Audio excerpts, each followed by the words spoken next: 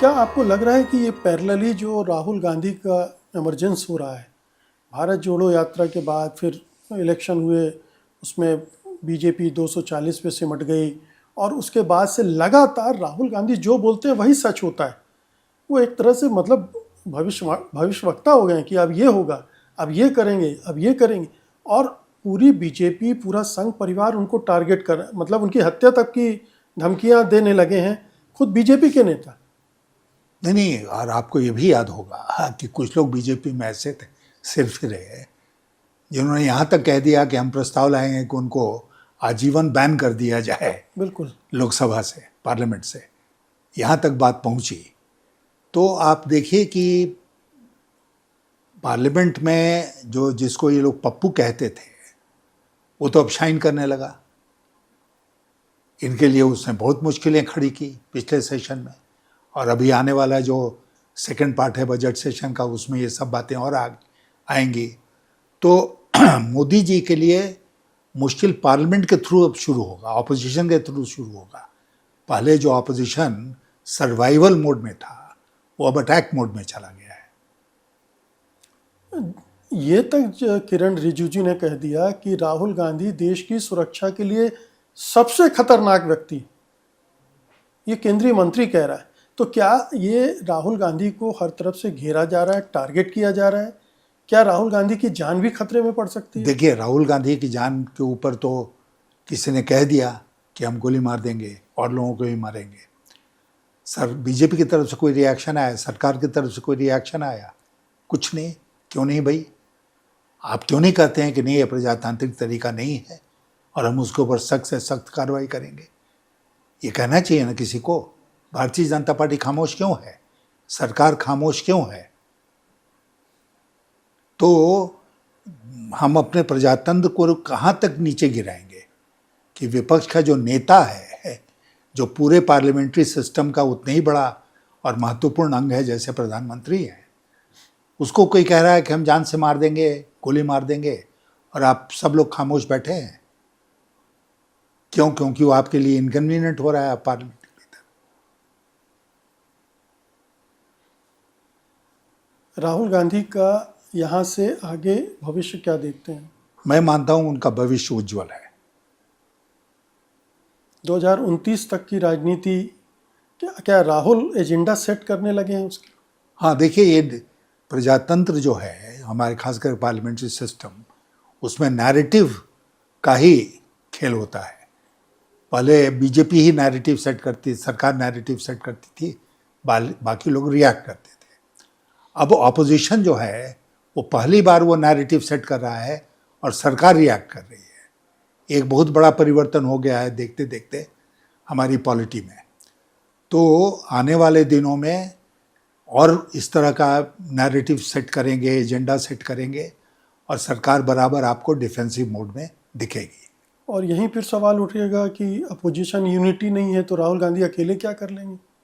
नहीं, opposition unity मारधाड़ करके हो ही जाती है अंत में, और नहीं भी होगी तो कई ऐसे उदाहरण हैं, जिसमें दिल्ली का भी उदाहरण है कि कितनी पार्टियां कंटेस्ट करती हैं। लोग अगर मन बना लेते हैं कि इसको सत्ता से हटाना है, तो फिर वो खुद एक पार्टी चुन लेते हैं। तो इसलिए उसमें मैं बहुत निराश नहीं होता हूं कि भाई ऑपोजिशन यूनिटी नहीं हो रही है, होनी चाहिए। लेकिन अब तो ऑपोजिशन जो है वो राष्ट्रीय स्तर पर एक ही ऑपोजिशन है, कांग्रेस पार्टी।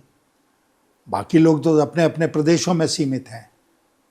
तो जब परिस्थिति बनेगी तो राष्ट्रीय स्तर की जो पार्टी है, नेतृत्व उसी के हाथ में जाएगा, स्पष्ट है। एक रैपिड फायर राउंड है हमारा जी। पहला सवाल, मोदी जी के बारे में आपको सबसे खराब बात क्या नजर आती है?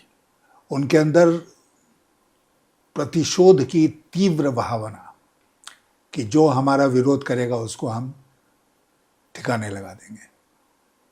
क्या आपको लगता है कि मोदी सरकार तानाशाही की स्थिति में पहुंच गई? बिल्कुल। प्रजातंत्र को यहाँ पर उसको वो ख़त्म कर रहे हैं और इलेक्टेड ऑटोक्रेसी क्लियरली एस्टैब्लिश हो गई है। भारत में क्या फासिज्म का खतरा भी अब देख रहे हैं आप, जिस पैमाने पर हिंसा? सरकार उस दिशा में बढ़ रही है, लेकिन लोगों ने पहले भी फासिज्म को रिजेक्ट किया है, अधिनायकवाद को रिजेक्ट किया है, आने वाले दिनों में भी इसको रिजेक्ट करेगी भारत की जनता।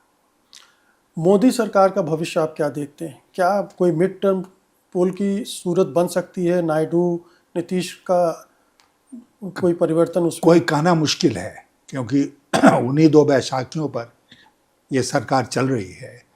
वो अपने अपने हितों को साधने में लगे हुए हैं, अपने प्रदेश के हितों को। सॉरी, और जिस दिन उनको लगेगा कि वो हित नहीं सध रहे हैं तो अलग हो जाएंगे। प्रधानमंत्री मोदी डेस्परेशन में किस हद तक जा सकते हैं? हमें सावधान रहना पड़ेगा। वो किसी हद तक जा सकते हैं, लेकिन विपक्ष अगर सावधान है, देश की जनता सावधान है, तो हम उसको रोकेंगे। प्रधानमंत्री मोदी के नेतृत्व में आपको भारत का भविष्य कैसा दिख रहा है आज? आज के दिन तो अंधकार में दिख रहा है, और सबसे बड़ा खतरा इस नेतृत्व का जो है वो ये है कि वो देश में प्रजातंत्र को समाप्त करने की दिशा में काम कर रहे हैं। क्या आपको लग रहा है कि भारत के हित वर्तमान विश्व जो परिदृश्य है उसमें बहुत संकट में आ गए हैं? विदेश नीति ध्वस्त हो चुकी है, कूटनीति का अता पता नहीं है, और हम दबाव में सारे फैसले ले रहे हैं। हम दबाव में सारे फैसले ले रहे हैं। हमारी विदेश नीति जो है वो कोलैप्स कर गई है, और कोई हमारा दोस्त नहीं बचा। ऑपरेशन सिंदूर में ये साबित हो गया कि कोई भारत के समर्थन में नहीं आया। क्या जनमानस बदलता हुआ दिख रहा है आपको? अभी उतना प्रत्यक्ष रूप से नहीं, लेकिन हमको लगता है कि सुगबुगाहट शुरू हो गई है, और जब गिरावट होती है ना, तो बहुत तेज गिरावट होती है प्रजातांत्रिक प्रणाली में। क्या देश को मोदी नहीं तो कौन, जो सवाल बार बार उठता है, उसका जवाब मिल गया है? हमको लगता है कि मिल गया है। राहुल गांधी के रूप में इस मामले में अब क्लैरिटी आ गई है कि काफी राहुल गांधी कुछ- ने अपने आप को हाँ, स्थापित कर लिया कर है। दिया है। पप्पू के मैच से वो निकल गए हैं बाहर।